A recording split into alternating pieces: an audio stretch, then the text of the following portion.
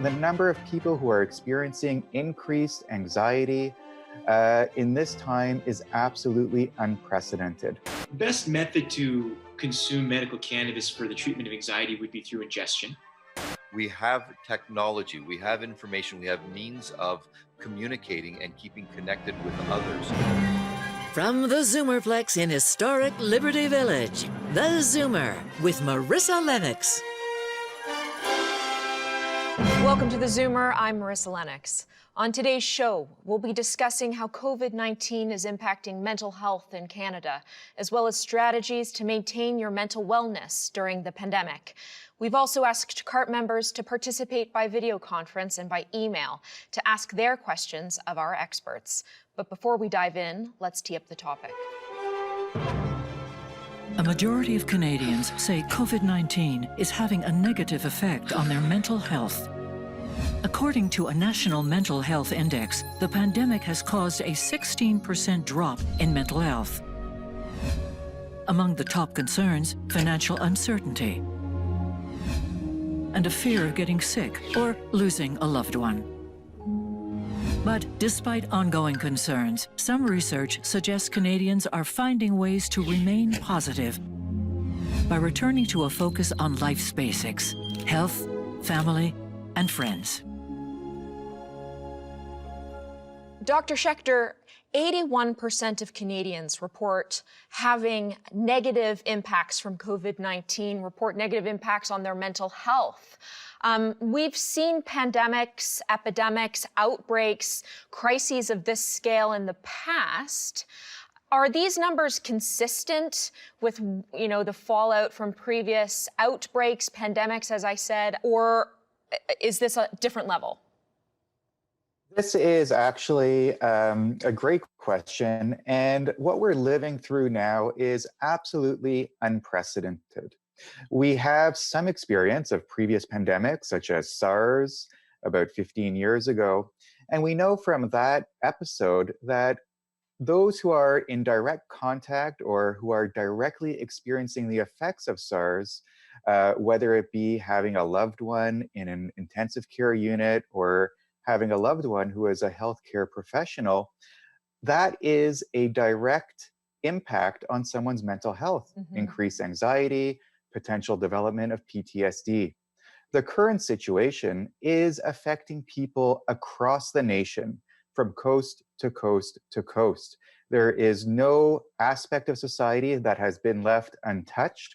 And as such, the number of people who are experiencing increased anxiety in this time is absolutely unprecedented. So the numbers that we're seeing nowadays are much higher than what we have seen previously.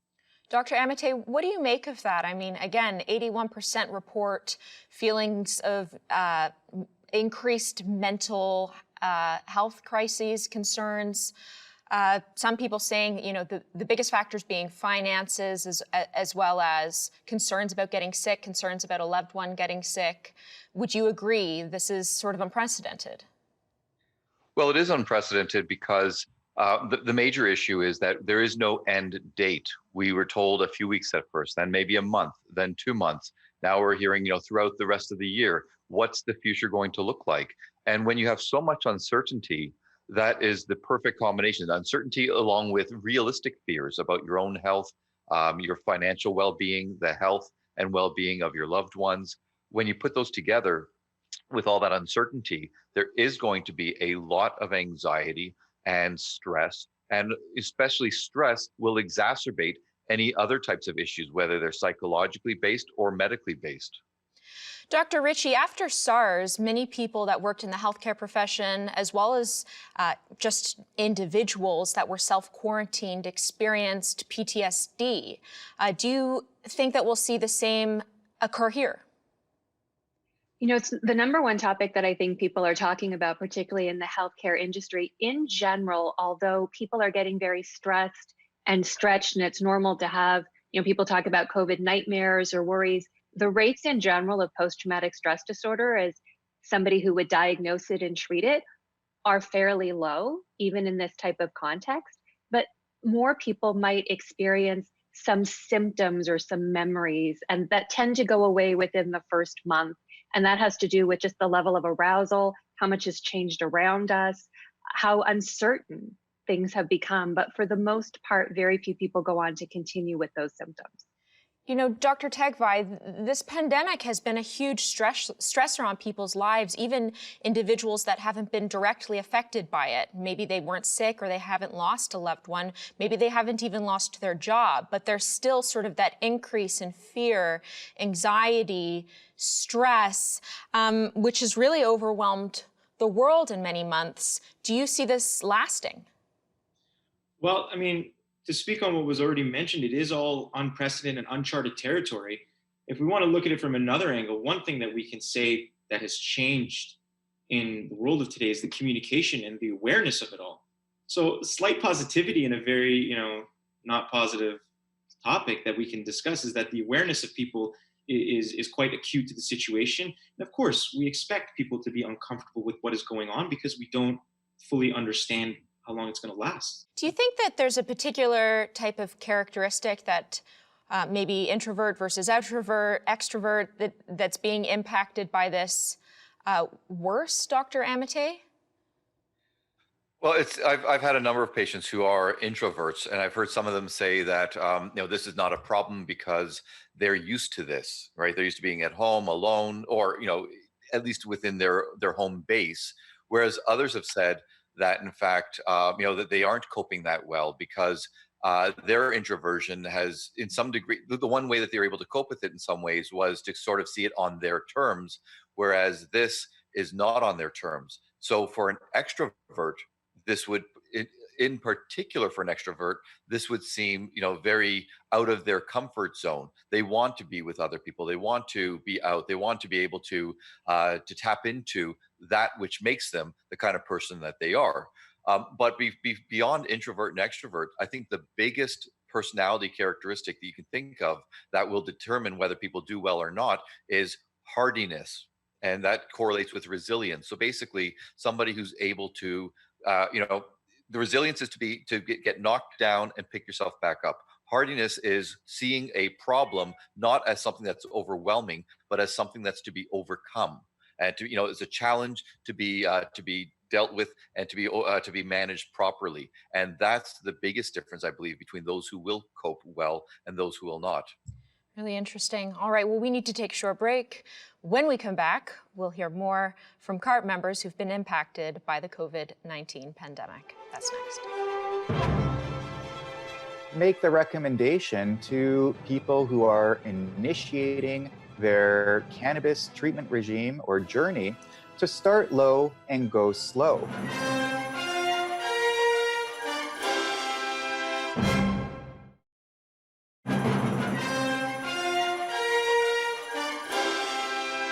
Welcome back to theZoomer. Dr. Schechter, Dr. Tagvai, Dr. Amate, and Dr. Ritchie are here to answer your questions regarding mental health in the era of COVID-19. So let's get to the first question. All right, Adina in Toronto has a question about cannabis use and anxiety. Go ahead, Adina. My question is, how does one know which types of cannabis work best for different ailments like anxiety or pain from arthritis or sleep? And is it all in one, or are there different strains? And I guess the second question is the dosage. How do you know how much to take? And if it's not working, can you take more or less? Dr. Tagvai. Great question. Very good question. Well, first and foremost, it wouldn't be so much important to what strain you're going to as it is the method of consumption and the way you use medical cannabis. Now, what I could tell you is that there are places that can help with this, and there are places that have that knowledge. A physician would assess your condition and simply put, tell you what strain and what dosage to use. Like any other medication, when it comes to medical cannabis, dose adjustments can be made after initial clinical diagnosis and clinical assessment is made. So shortly after starting medical cannabis, you would have a follow-up appointment to assess the same way you would any medication, and then adjustments and tweaks can be made. So that was the first one. And the second one, again, to dose, it'll depend on everyone's biochemical makeup, right? So there is no one dose fits all when it comes to medical cannabis, just like any other medication. So that needs to be assessed, and that needs to be taken into account when you were thinking of that as a treatment option. Dr. Schechter, do you have anything to add to that? Yeah, those are great points. And I think when it comes to dose and method of administration, we always make the recommendation to people who are initiating their cannabis treatment regime or journey to start low and go slow. That means that we start at a very low dose, and we often recommend starting with a CBD dominant product. That is a product that does not cause euphoria or impairment, that is often associated with the other main ingredient in cannabis, which is THC. We start at a low dose, we slowly increase until we find what we call our optimal dose. That is the dose that gives you improvement in symptoms without unwanted side effects. All right, our next question comes from Ramona. How can we actually know whether we are depressed during this time of social and physical distancing, or if it's just part of the process? Is there any way that we can know that we are really depressed or just anxious? That's a really good question. Dr. Ritchie, would you like to answer it?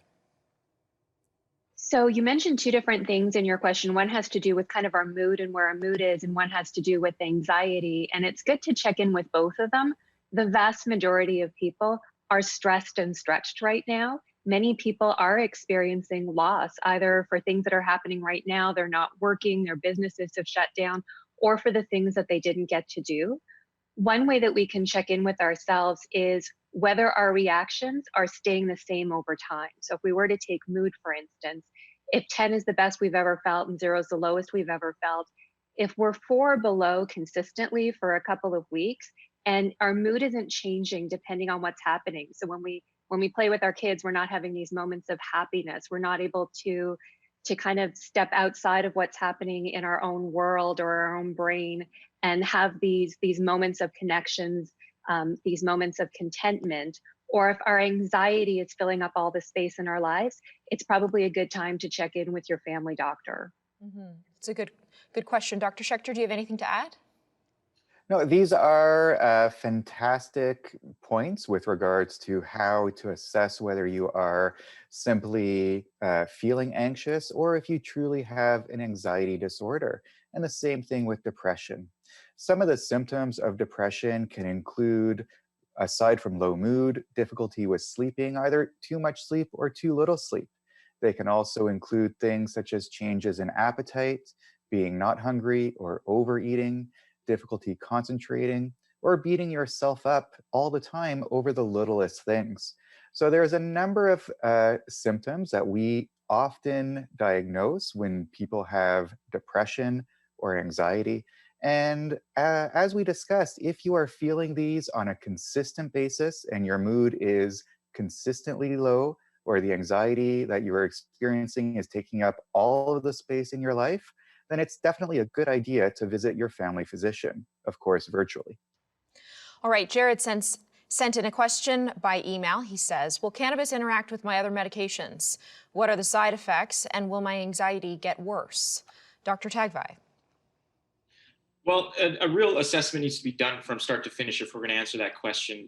To look at it from, a high level, no, cannabis doesn't interact with many medications at all, actually. But again, you need your physician's approval for that, and a doctor's visit is the only way to truly know the medications you are on are not going to interact with medical cannabis.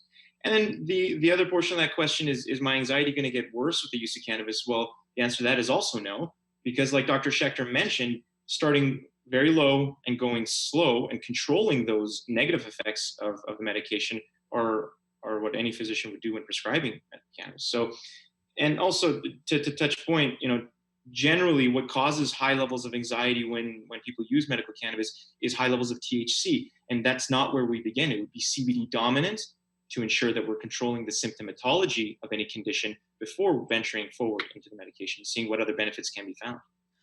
All right, we need to take a short break. More of theZoomer when we return. Some of my patients, some people I know, are literally isolated. They are living alone, and that is very stressful.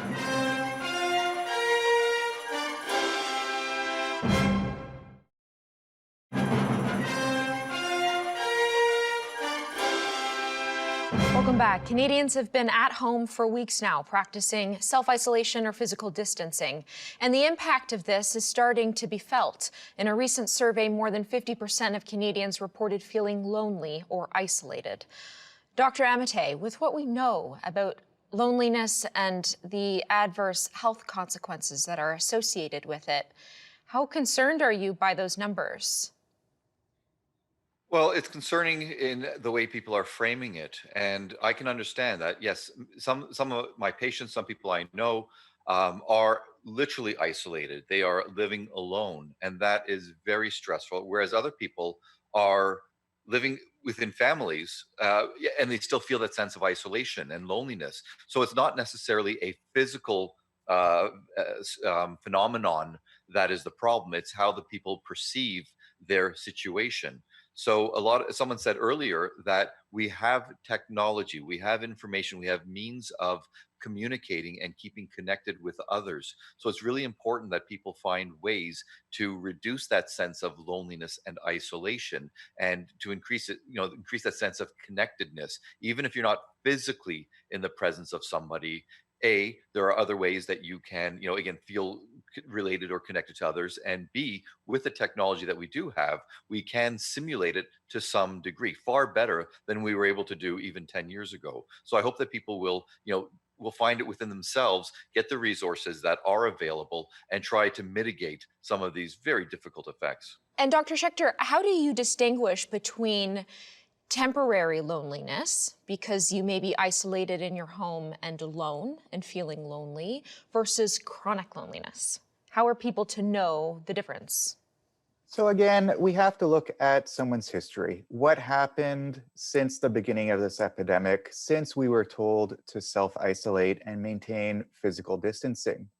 If someone's mood has changed as a result of institution of these measures, we know that it's likely going to be temporary. If it is something that has been persisting for a number of years, then it's a chronic loneliness. But we also have to remember that what are people doing during this time of loneliness? Are they reaching out to others? Are they using other methods that are available, either the telephone, internet, other types of ways of staying together and connected? This helps us determine whether it is a temporary or a chronic loneliness. All right, Rosalind from Toronto admits to often feeling lonely, and she has a question about dealing with physical distancing during the pandemic. Take a look. I am finding that being alone and isolated, going out into public and trying to keep social distancing, or physical distancing as we're calling it now, is really difficult. I have some social anxiety actually, and I go into a little bit of paranoia about feeling apart or feeling separate from people. So this is making it worse for me. This is bringing up very strong intensity, so that when I walk on the sidewalk or when I'm near people and they walk around me, and sometimes I'm noticing people walking very far around me into the road, this brings up a lot of pain for me. And I've noticed at times I actually want to cry. I sometimes feel very much alone in this, that, oh, it's my own silly paranoia, but it's really affecting me, and it's adding to the anxiety I already feel. All right, well, we have a couple psychologists, so why don't we go to them? Dr. Ritchie. So one of the things that I think was highlighted so beautifully here is that whatever we have that's pre-existing, that's what hits us the most during times like these. And one of the things that often helps us, particularly in anxiety, is exposure to it, and then getting feedback or a new experience of the issue, and then that helps to bring the anxiety down. What's happening now is, with the physical distancing, there can be this feeling of social disconnection. And so what we have then is only our own thoughts and our only interpretations, and those tend to go to our default. And so that does make this more of a struggle. What I think is wonderful about the question is that there is a therapist involved. And if you don't have one now, I know many therapists have gone online, including walk-in clinics. It would be time to reach out. This is a time where we can sort of learn to create a new narrative. And so that narrative that we can sort of try to counterbalance, which is I know this is really hard for me. It's really taking a lot of courage for me to be able to walk out there despite how I'm feeling. What might be some other reasons why I'm experiencing this, and to bring it back and work on it with your therapist. And Dr. Amate, do you have any additional advice beyond what Dr. Ritchie has suggested for Rosalind? Yes. Well, first of all, Dr. Ritchie mentioned amazing points. And the only thing I would add is that everybody, including Rosalind, needs a bit of self-compassion. You know, the way she was talking about her situation, she was beating herself up a little bit, saying kind of, I know this is silly or whatever. I know it's in my head. But the point is, whenever we beat ourselves up over this type of thinking, it just exacerbates the problem. So I hope that everyone can kind of say, you know what, this is unprecedented. This is bringing out the best and the worst of us. And if we frame it as this is an opportunity for learning, for reflection, and for growth, and if we can do that in a very self-loving, and let's say tolerant manner, we have an ability to come out of this maybe less, well, not unscathed necessarily, but in a better position than we might otherwise come out of it. All right, our next question comes from Maria. Go ahead. One of the things about cannabis for those of us who are older and are retired, but may have an insurance plan, we're wondering why insurance companies aren't assisting on the medical prescription for cannabis. In other words, we end up spending more money on painkiller drugs rather than the one which would help in reducing pain and so on. It also would help the budget. Dr. Schechter. This is an excellent question and a concern that I hear from many of my patients. In general, cannabis is not covered under most public and private insurance plans. But if you do have a private insurance plan that does have a healthcare spending account, you can actually use money in your healthcare spending account and apply it to medical cannabis. The reason why, in general, it is not covered as a benefit is because medical cannabis, unlike other medications, does not have what we call a drug identification number, or a DIN. I also want to remind everyone that medical cannabis can be written off as a medical expense on your taxes. And that is one way that the government has at least made medical cannabis a little bit more affordable when it's used as a medication. All right, well, we'll be right back after this short break with more of the Zoomer.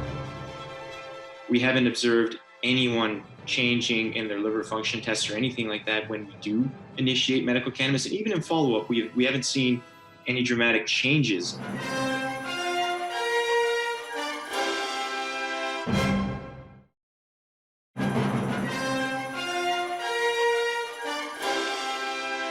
Welcome back to the Zoomer. Worry, fear, upended routines due to coronavirus are also having an impact on sleep patterns and behavior, from insomnia to weird dreams and nightmares. Dr. Ritchie, how significant an issue is this and why? So in general, one of the things that we struggle with as a society is sleep. That's not new. In a time of stress, particularly stress that's this level of intensity, where we don't really have an endpoint, as people have mentioned, it's going to be even higher. A lot of our routines have been taken away. The things we do have been taken away. And so if we think about sleep as being a hard thing to maintain in general, it's going to be even more challenging now.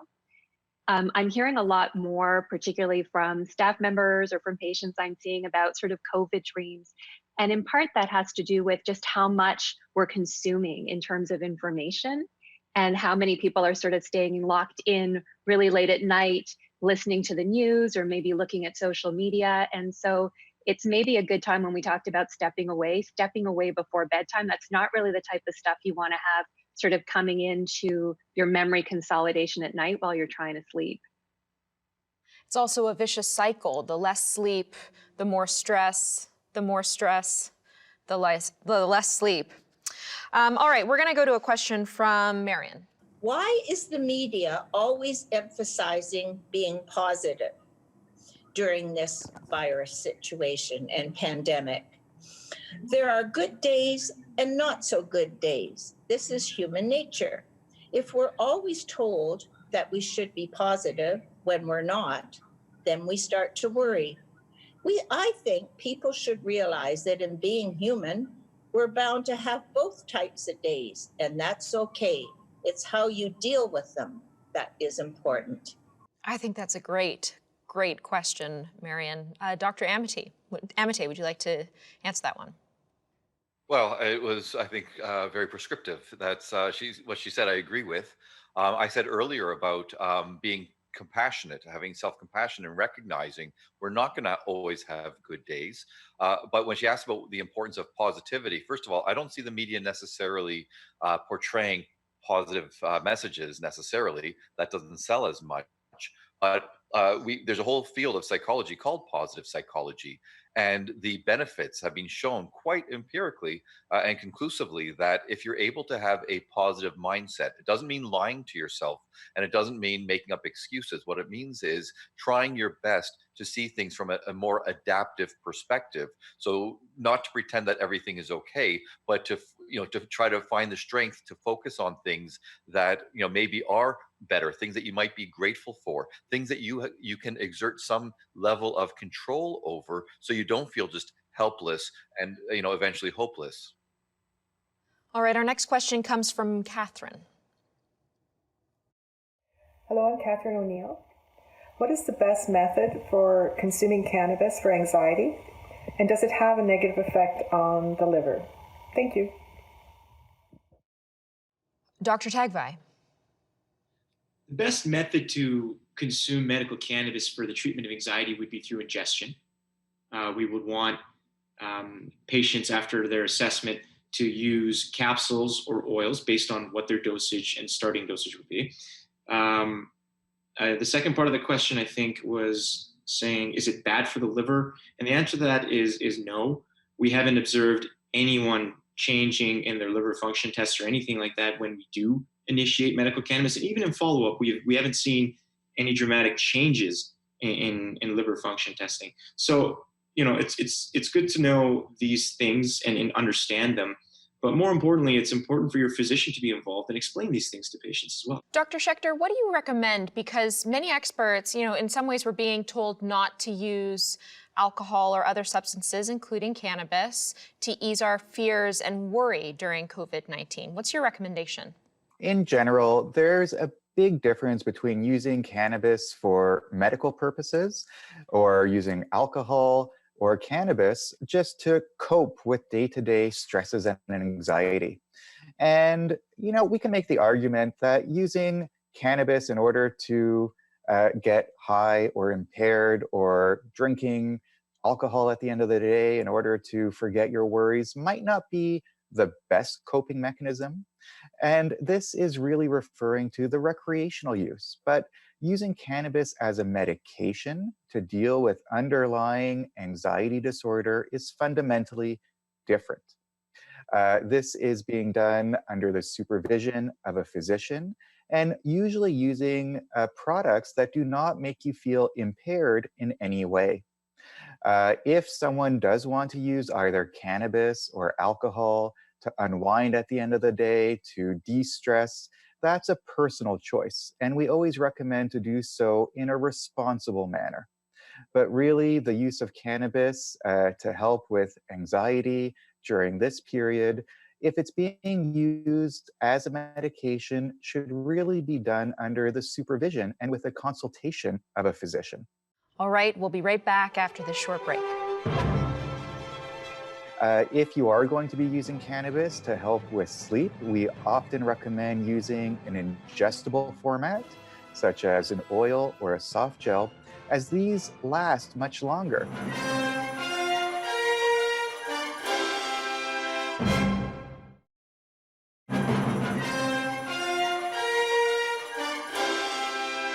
Welcome back. I'm here with Dr. Ritchie, Dr. Schechter, Dr. Tagvai, and Dr. Amite answering your questions on mental health. So let's get straight to the next one, and this one comes from John. Hi, my name is John Traficante. I've had a hard time sleeping because of this COVID epidemic thing. And I was just wondering, will medicinal marijuana help me sleep more? I keep waking up in the middle of the night, and then I have a hard time going back to sleep. Usually I have to urinate, go to the bathroom, and going back to sleep is very, very difficult. So please help me. Let me know by telling me some information. Thank you. Dr. Tagvai. We observe a high success rate with the treatment of sleep disturbance when it comes to cannabis use. So a lot of times patients fear what cannabis may or may not do for them. And then they come back and they say, well, I was trying to use it for this, to treat my back pain or to treat this pain, but I've never slept better. And it's helping in this area as well. And so again, we understand that, we record it, and then we have a lot of success with it. So the answer is yes. And Dr. Schechter, anything you'd like to add there? Absolutely. This is one of the best benefits that we see using medical cannabis, are people's ability to sleep throughout the night or get back to sleep when they wake up with a lot more ease. And as we had said before, when you sleep better, you have a lot more resilience the following day. Your coping mechanisms are much stronger and you're able to face the day, usually with less anxiety. If you are going to be using cannabis to help with sleep, we often recommend using an ingestible format, such as an oil or a soft gel, as these last much longer. Sometimes if people use an inhaled format to help them get to sleep, it will wear off after 2 or 4 or 6 hours and they'll wake up. But if you use it ingested, it lasts much longer. It'll last through the night, and hopefully you'll wake up feeling refreshed after a good night's sleep. All right, this question comes from James in Vancouver by email. He writes, I suffer from chronic pain and this pandemic has me spending a lot of time alone. Should I be even more worried about becoming depressed given my daily struggle with rheumatoid arthritis? And what can I do to combat this? Dr. Amite. Well, it's very tricky because you're dealing with a diagnosable medical condition, and then you have the psychological correlates as well.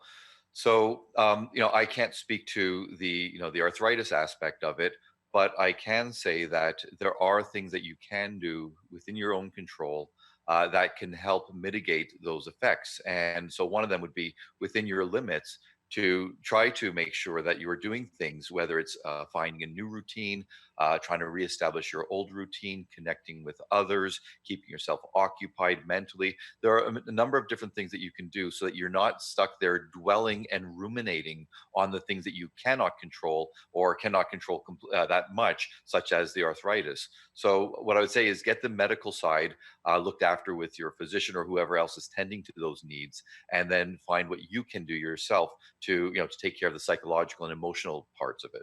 Dr. Ritchie, would you like to add anything to that? I think those were beautifully outlined tips. I think, there's a lot of information online and things like pacing, sort of maybe resetting some of your rituals might work as well. And there are a lot of available resources online in terms of relaxation strategies, which we also know have very good data in terms of managing chronic pain. We have an email from Kate who says, I've been wanting to try cannabis products for a while now, and my physician approves. But why is it so difficult and cumbersome a process to obtain it? Teenagers on the street seem to be able to get it easier than me. Dr. Tagvai. I guess when we look at medical cannabis as a whole, and you step back and you gain your bearings, there's a lot of administrative work that is required for patients to acquire this medication. That being said, there are clinics that specialize in this. There are people that spend all day having assessments for patients to use medical cannabis, and they have a system in place. It's difficult for anyone to come into a faction of medicine and fully understand everything that needs to be done. But if they go to a place that specializes in it, that has experience in it, then that process can be shortened quite a bit. I'm not going to say there aren't checks and balances and hoops to jump through, but that's a part of what a lot of people do on a daily basis, and it can be made far easier. Now, to address the teenagers on the street, again, we're crossing over into the world of recreation. If we're staying on the medical side, it's always best to ensure that you're surrounded by people who have experience in it. Dr. Schechter, one of the things we've heard is from our members are concerns how to access cannabis in this unprecedented time with storefronts shut down. Is it all online? What do you suggest? So this is a great question, and there's two parts to this. First of all, there's access to a physician in order to get a prescription. And as our colleagues had pointed out earlier, cannabis physicians are available to be consulted online on a number of different platforms. And then the second issue is about where we can actually access cannabis. And very few people actually realize that medical cannabis is not available in person and never has been. You cannot go to a store and pick up medical cannabis. You cannot go to your local pharmacy and pick up medical cannabis. When it comes to medical cannabis, the only way you're able to access it is directly from the licensed producer themselves. Those are companies that produce cannabis, and they will ship it to you either by mail or by courier. So for people who are accessing cannabis or who have an authorization to purchase medical cannabis can continue to do so in a similar fashion to how they were doing it previously. That is ordering it either by phone or by websites, and they will get it in the mail or by courier. Dr. Tagvai, how long would people have to wait for that? Well, depending on where the licensed producer is located and where the patient is ordering from, it could be anywhere from 1 to 5 business days. I think the key verbiage here is pliability.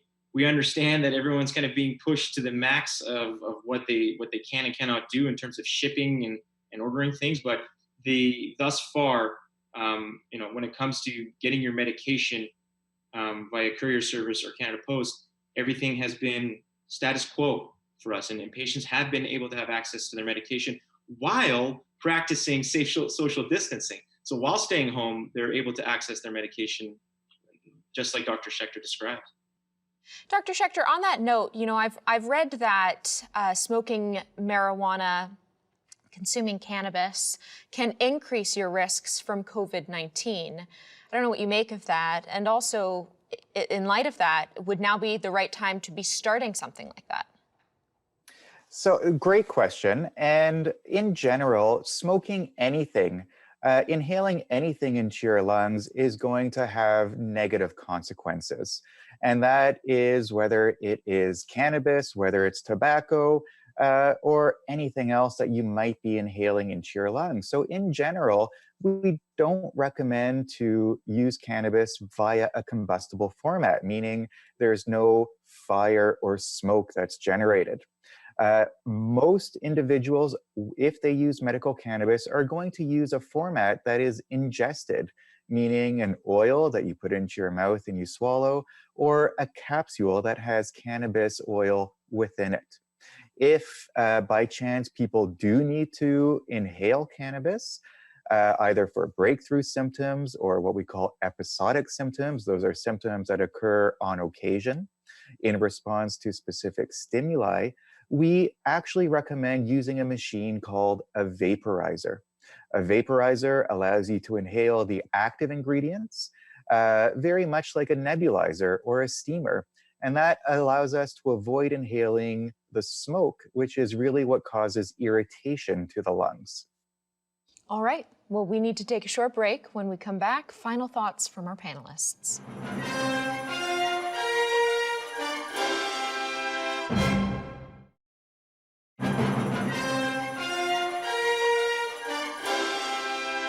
Welcome back to the show. With only a few minutes left, we'll hear final thoughts from our panelists, starting with Dr. Schechter. During this unprecedented time, we are living in a state of heightened anxiety. And if you are considering using cannabis to help with feelings of anxiety or depression, I urge you to speak with your physician or get a referral to a clinic that specializes in medical cannabis. While medical cannabis can be beneficial, it is best used under the supervision of a healthcare provider to ensure that you avoid any mistakes, any side effects and adverse events, and get the most benefit to allow us to help you to lead the life that you want and get the most benefit out of cannabis. All right, and Dr. Tagvai. We all have different issues that we're dealing with this pandemic. And one of the side effects of everything that's going on is that we have additional time on our hands. So why not focus that time on ourselves? Why not focus that time on our health? I work with a specialized cannabis clinic by the name of Apollo. The entire platform has turned virtual. Our patients are still able to be seen across the country, obviously virtually. And then you have the ability to better your care and further your health while you have the opportunity now. So again, a bit of positive light on what's going on all around us. Dr. Amate. I earlier was talking about hardiness, and it really refers to how you frame your situation.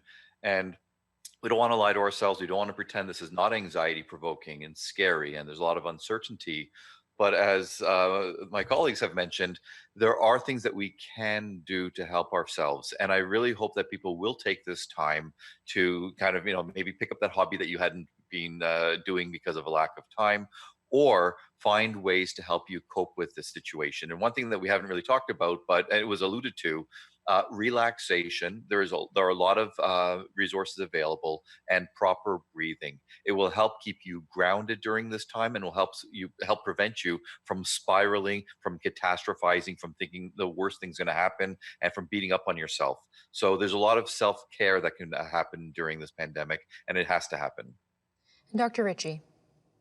I think, some of us feel like we have a little bit more time on our hands, and some frontline professionals, particularly the ones that are sort of staying within the hospital walls, feel like they have less time on their hands. I think the one thing that we can remember is that it's okay when we're okay, and it's okay not to feel okay. And maybe the one thing that we can try to commit to every day is to be a little gentler and kinder with ourselves, no matter what we had to do to get through the day, and to be a little gentle on those around us. That's all the time we have. Thank you for joining us. For now, it's time to zoom out.